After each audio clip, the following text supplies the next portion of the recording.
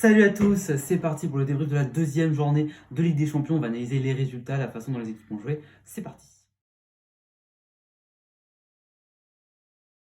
Les résultats donc de cette deuxième journée avec l'Inter qui fait match nul sur le terrain du Shakhtar, un Inter ennuyant. L'Ajax qui s'impose 2-0, qui continue sur sa lancée. Le Real qui perd 2-1, c'est la grosse surprise, on en parlera bien évidemment.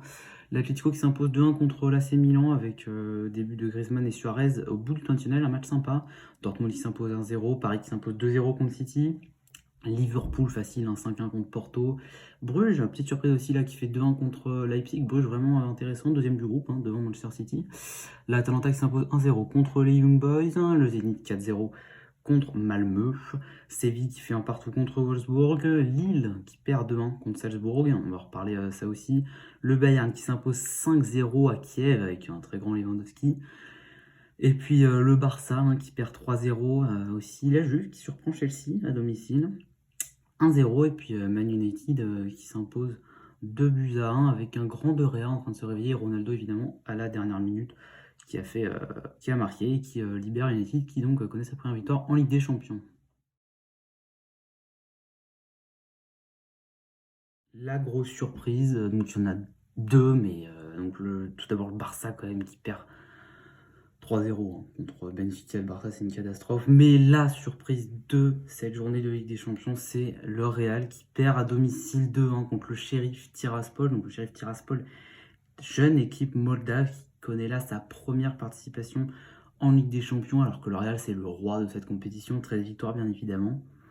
Et c'est tout simplement magnifique. Le gardien Georgios Athanasodis qui a réalisé un nombre d'arrêts incalculable. Les stats sont folles, 67 à 33% de possession pour le Real. Le Real qui tire 30 fois contre 4 tirs seulement pour le Sheriff Tiraspol, mais un but du Real contre 2 buts du Sheriff Tiraspol, 13 corners à 0 pour le Real. Et puis les expected goals, vous savez ce que c'est en fait le nombre de buts qu'on aurait dû marquer en fonction de ces occasions, c'est 3,19 pour le Real et 0,37 pour le Sheriff Tiraspol qui réalise là un exploit hors norme, premier de son groupe devant l'Inter et le Real. Et sur le match, Benzema qui marque le but, mais dans le jeu, ils ont dominé pendant 90 minutes. Le Real, c'était un vrai siège devant la surface du Sheriff Tiraspol, mais ils n'ont pas su trouver la faille. Le gardien a fait de nombreux arrêts. Et le Sheriff Tiraspol qui est extrêmement efficace avec un but dans les dernières minutes à la 88e. C'est vraiment magnifique. Est-ce que cette équipe, c'est gros ce que je dis là, mais peut-être elle peut se qualifier pour les huitièmes de finale. Ce serait du jamais vu tant c'est gros ce qu'ils sont en train de faire. Le match de cette deuxième journée de Ligue des Champions, je choisis le Bayern qui s'impose 5-0 contre le Dynamo Kiev. Donc évidemment, l'adversité n'était pas énorme pour le Bayern, mais qui est très solide. Et je parlais à travers cette performance du Bayern qui est évidemment qui a gagné la Ligue des Champions il y a 2 ans, mais qui est toujours avec une équipe qui change pas énormément, très très très solide, que ce soit avec Goretzka et Kimmich ou même avec Thomas Müller et puis surtout Robert Lewandowski. Donc il y a des stats quand même assez folles. Sur ses 100 derniers matchs avec le Bayern, c'est 119 buts. Voilà, sur ces 18 matchs de Ligue des Champions, c'est 23 buts et 5 passes décisifs. C'est tout simplement incroyable. Et puis c'est un joueur surtout très décisif parce qu'il joue presque tous les matchs. Il gagne très souvent en Ligue des Champions. Voilà, il reste sur 27 victoires en Ligue des Champions.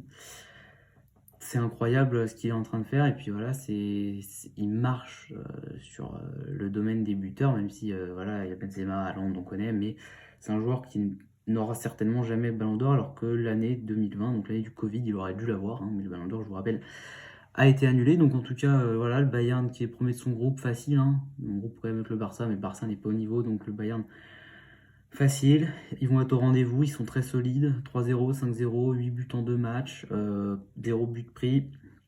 Ils vont être au rendez-vous comme d'habitude avec à surveiller toujours l'infatigable Robert Lewandowski.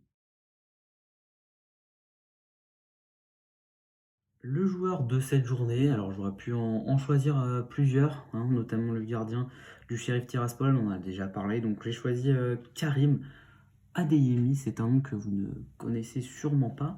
C'est un attaquant du RB Salzbourg qui a 19 ans, jeune attaquant allemand, et qui est tout simplement en feu en ce début de Ligue des Champions. Donc en 2 matchs, c'est une stat quand même que je trouve assez folle. Il a provoqué 4 pénaltys et il en a marqué 2 donc contre Lille hier soir. 4 pénaltys provoqués, c'est un joueur très rapide, très jeune, très fort en fait. Et cette équipe de Salzbourg, je ne sais pas si vous vous rappelez, c'est elle qui a fait exploser Erling Haaland il y a maintenant 2 ans. Et en fait, cette équipe, elle s'appuie sur les jeunes. Chaque année, ils forment de nombreux jeunes qui explosent au plus haut niveau, puis ils les revendent. Et c'est comme ça tout simplement que fonctionne ce club. Et donc Salzbourg qui dans un groupe avec Séville et Wolfsburg qui font un partout, avec Lille un peu moyen, peut aller en huitième de finale. Et donc porté par Karim Adeyemi, qui lui évidemment veut exploser, aller dans un top club européen. Et puis peut-être un jour porter le maillot de l'équipe d'Allemagne. Donc en tout cas c'est Salzbourg, une équipe très jeune, très joueuse, très virevoltante, à suivre avec Karim Adeyemi.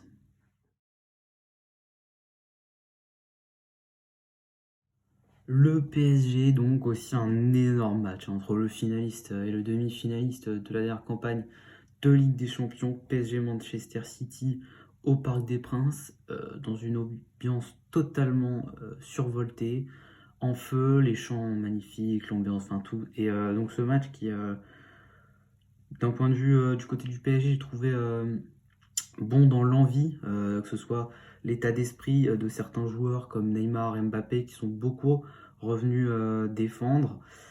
Voilà, Messi aussi, bon, moins évidemment Léo Messi, ils sont venus défendre. C'est vraiment collectivement qu'ils ont gagné. Ils sont premiers du groupe après 2 journées, 4 points, 3 points pour City, 4 points aussi pour Bruges. Donc voilà, et 0 points pour Leipzig.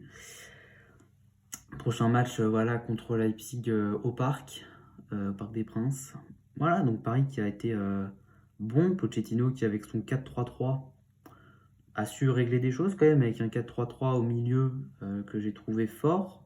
Maintenant, ce qu'il faut voir, c'est est-ce que ce 4-3-3 va être réutilisé, par exemple, notamment quand Di Maria reviendra de sa suspension. Enfin voilà, donc un beau PSG dans l'envie, vraiment, qui sait hausser son niveau de jeu quand il le faut, parce que voilà, en championnat, c'est pas toujours d'un niveau extraordinaire, mais alors là, ça a vraiment montré quelque chose de plus.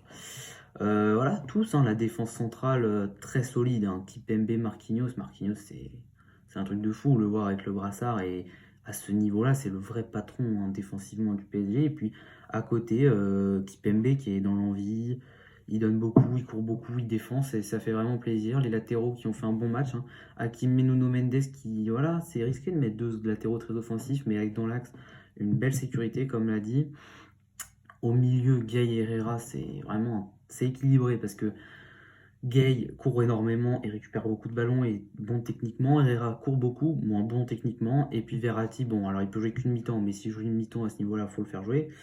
Alors après, par contre, il faut le sortir après parce que il court plus et donc ça sert plus à grand chose. Mais dans la ressortie de balle, il a été très utile. Voilà, Messi, Neymar, Mbappé, deuxième match ensemble. Ouais, il y a eu des connexions, beaucoup plus de connexions que le match contre Bruges notamment. Le but hein, de Messi sur une fou, il est magnifique, hein, avec Hakimi qui part côté droit, il utilise l'appel, la remise sur Mbappé qui remet et puis la frappe folle. Voilà, Neymar qui était un peu en dessous des deux, j'ai trouvé, mais il a beaucoup défendu, il a beaucoup couru. Voilà, faut qu'il retrouve un peu son coup de rein dans les dribbles. Mais en tout cas, c'était un beau match avec Donnarumma que j'ai trouvé très très bon. Et enfin, moi personnellement, j'adore Donnarumma, hein. J'adore. Et là, il est en train de gagner sa place, hein. J'ai aimé l'action notamment où il gobe la balle. Alors d'habitude, il la relâche. Là, il la capte, magnifique. Il a fait beaucoup d'arrêts, le clean sheet, très important. Donc bon, on va voir ce qu'ils font sur les prochains matchs. Navas veut jouer, Donnarumma veut jouer, on va voir. Puis Manchester City qui a quand même été mauvais, hein. Faut pas se le cacher. De Bruyne pas dans le rythme, il aurait pu se prendre un rouge. Grealish pas bon, Sterling mauvais, Mahrez bon.